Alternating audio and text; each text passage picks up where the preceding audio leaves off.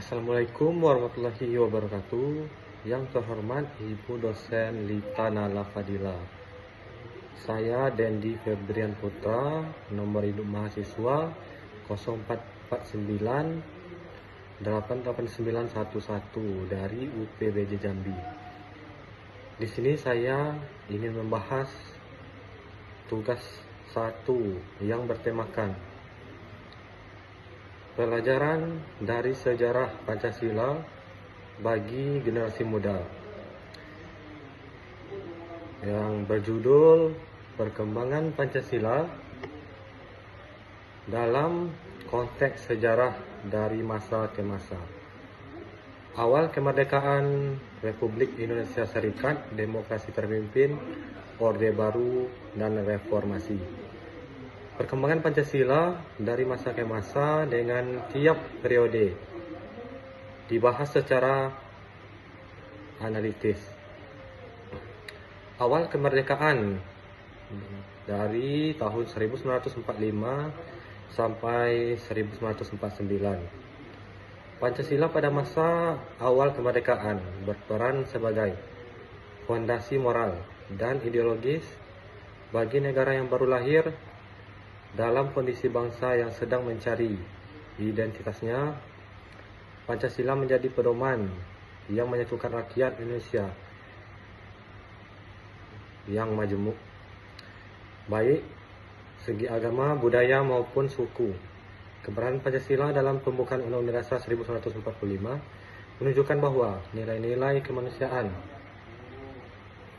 persatuan, demokrasi, dan keadilan sosial bagi seluruh rakyat Indonesia. Tanpa Pancasila, stabilitas politik dan sosial pada masa awal kemerdekaan akan sulit tercapai. Yang kedua, yaitu ada masa Republik Indonesia Serikat, yaitu pada tahun 1949 sampai 1950. Meskipun Republik Indonesia Serikat memperlihatkan perpecahan bentuk negara menjadi federal, Pancasila tetap menjadi landasan moral dan ideologis yang mengikat seluruh negara bagian. Hal ini menunjukkan bahwa Pancasila bukan sekedar simbol politik, tetapi identitas dan terfermentasi. Dengan kata lain, Pancasila menjadi jembatan antara bentuk negara federal dan cita-cita persatuan Indonesia. Kemudian yang ketiga, demokrasi terpimpin 1959 sampai 1966. Pada masa demokrasi terpimpin, Pancasila digunakan sebagai untuk menguatkan legitimasi kekuasaan pusat. Soekarno menekankan bahwa Pancasila adalah satu-satunya ideologi negara yang menjadi pedoman seluruh aktivitas politik dan sosial.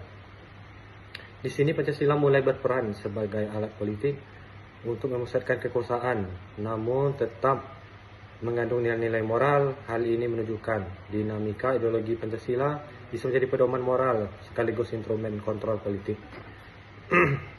Kemudian yang keempat, ada masa Orde Baru, yaitu 1966 sampai 1998. Di bawah Orde Baru, Pancasila menjadi instrumen stabilitas dan kontrol sosial politik. Pemerintah kemerdekaan menekankan internalisasi nilai Pancasila melalui program P4 dan pendidikan ideologi.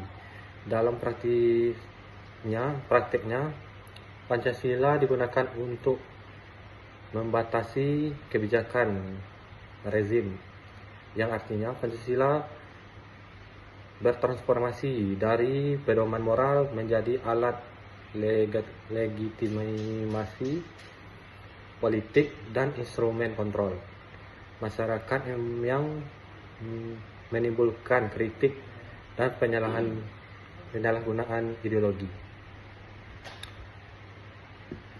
Yaitu untuk selanjutnya ada masa reformasi dari 1988 sampai sekarang. Era reformasi Menandai kembalinya Pancasila sebagai pedoman moral dan nilai luhur berbangsa, bukan alat politik. Pancasila menjadi basis demokrasi, toleransi, dan penghormatan terhadap hak asasi manusia.